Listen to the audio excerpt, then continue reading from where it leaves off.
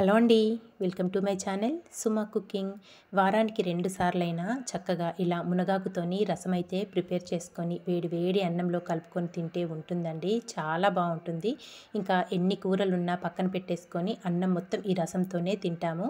ఇంకా మునగాకు గురించి చెప్పాల్సిన అవసరమే లేదు కదండి. 100 రోగాలకు కూడా చెక్ పెట్టేస్తుంది. అంత మంచి ఔషధ గుణాలున్న మునగాకుతోని ఇప్పుడు రసం ఎలా ప్రిపేర్ చేసుకోవాలో వీడియోలోకి అయితే వెళ్ళిపోదాము. దానికోసమైతే ఇక్కడ మునగాకుని తీసుకొని ఆకుని ఒలిచేసుకొని శుభ్రంగా కడిగేసి ఒక జల్లుల గిన్నెలోకి అయితే వేసుకోవాలి. ఒక గిన్నెలోకి ఒక చిన్న నిమ్మపండు సైజ్ అంతా చింతపండును కూడా నానబెట్టేసుకోవాలి.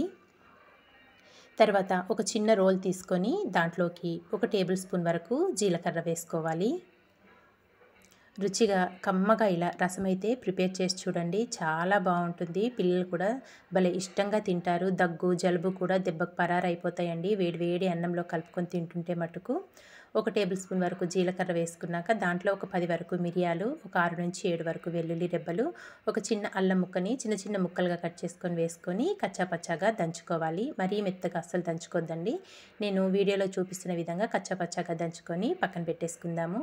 ఇప్పుడు ఒక గిన్నె తీసేసుకొని దాంట్లోకి ఒక 2 మీడియం సైజు టమాటాలని చిన్న చిన్న ముక్కలుగా కట్ చేసుకొని వేసుకోవాలి. ఇందులోనే ఒక చిన్న ఉల్లిపాయను కూడా సన్నగా పొడవుగా కట్ చేసుకొని వేసేసుకోవాలి. ఇందులోనే పచ్చిమిర్చి కూడా వేసేసుకొని మనం వేసుకున్న టమాటా పచ్చిమిర్చి అంతా మెత్తగా స్మాష్ చేసేసుకోవాలండి. మెత్తగా మెదిపేసుకోవాలన్నమాట. ఇలా కలుపుకున్నాక ఇప్పుడు దీంట్లో మనం చింతపండు నానబెట్టుకున్నాం కదా, చింతపండు రసాన్ని యాడ్ చేసేసుకోవాలి. ఇలా యాడ్ చేసేసుకున్నాక ఇంక ఇప్పుడు దీన్ని పక్కన పెట్టేసుకుందాము. తర్వాత స్టవ్ పైన అయితే ఒక బౌల్ పెట్టుకొని దాంట్లో కొద్దిగా ఆయిల్ వేసుకోవాలి. ఆయిల్ కొంచెం వేడవనిద్దాము. ఆయిల్ కొద్దిగా వేడయ్యాక దీంట్లో మనం ముందుగా దంచి పెట్టుకున్నాం కదా జీలకర్ర, అలాగే మిరియాలు, వెల్లుల్లి ఇవన్నీ వేసుకొని అదంతా వేసేసుకోవాలి. ఇది కొంచెం వేగాక దీంట్లో ఒక 2 నుంచి 3 వరకు ఎండుమిర్చిని 2 ముక్కలుగా కట్ చేసుకొని వేసుకోవాలి. ఇందులోనే కొద్దిగా కరివేపాకు కూడా వేసేసుకోవాలి. ఇలా వేసేసుకొని ఇదంతా 1 నిమిషం పాటు ఫ్రై చేసుకుందాము. ఇది కొంచెం ఫ్రై అయ్యాక దీంట్లో ఇప్పుడు ఒక పావు టీ స్పూన్ వరకు పసుపు, ఇందులోనే ఒక హాఫ్ టీ స్పూన్ వరకు ఆవాలు కూడా వేసేసుకుందాము.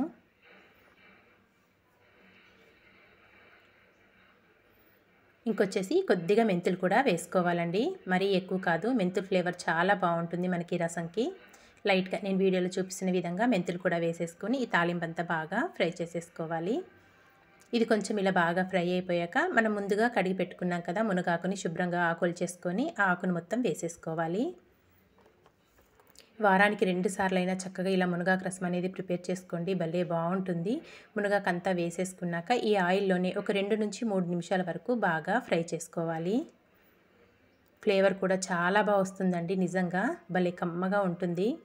మునగాకు అంతా ఇక్కడ బాగా వేగిపోయాక ఇప్పుడు మనం ముందుగా ప్రిపేర్ చేసి పెట్టుకున్నాం కదా రసం, ఆ రసాన్ని దీంట్లో యాడ్ చేసేసుకోవాలి.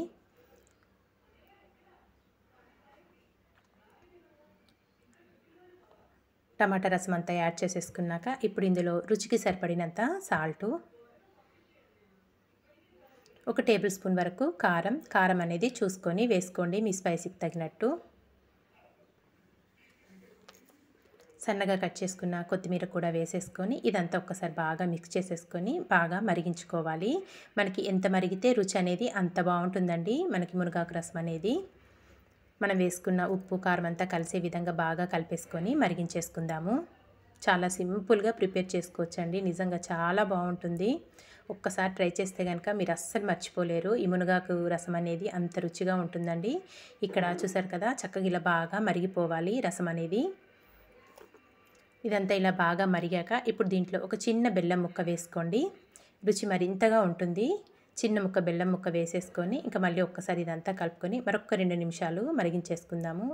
చివరిలో దీంట్లో కొద్దిగా జీలకర్ర పొడి వేసుకోండి, చాలా బాగుంటుంది ఫ్లేవర్ అయితే. జీలకర్ర పొడి కూడా వేసేసుకొని ఇంక ఇప్పుడు స్టవ్ ఆఫ్ చేసేసుకొని ఒక బౌల్లోకి అయితే తీసేసుకుందామండి. ఇంతే, చాలా సింపుల్గా టేస్టీగా మునగాకు రసం అయితే రెడీ అయిపోయింది కదా. ఒక బౌల్లోకి తీసేసుకొని సన్నగా కట్ చేసుకున్న కొత్తిమీరతో గార్నిష్ చేసేసుకొని ఇంకా వేడి వేడిగా అన్నంలోకి అయితే వేసుకొని తినండి. ఎంత బాగుంటుందంటే నిజంగా చాలా బాగుంటుంది. పిల్లలు కూడా చాలా ఇష్టంగా తింటారు. మరి మీకు నచ్చిందా మునగాకు రసం? నచ్చితే మీరు కూడా తప్పకుండా ఒకసారి ట్రై చేశాక మీకు ఎలా వచ్చిందో ఒక చిన్న కామెంట్ అయితే చేసేయండి. ఇలాంటి మంచి మంచి వీడియోస్ కోసం వెంటనే మరి మన ఛానల్ని సబ్స్క్రైబ్ చేసుకోండి ఫ్రెండ్స్. వీడియో నచ్చితే మీ ఫ్రెండ్స్కి రిలేటివ్స్కి షేర్ చేయండి.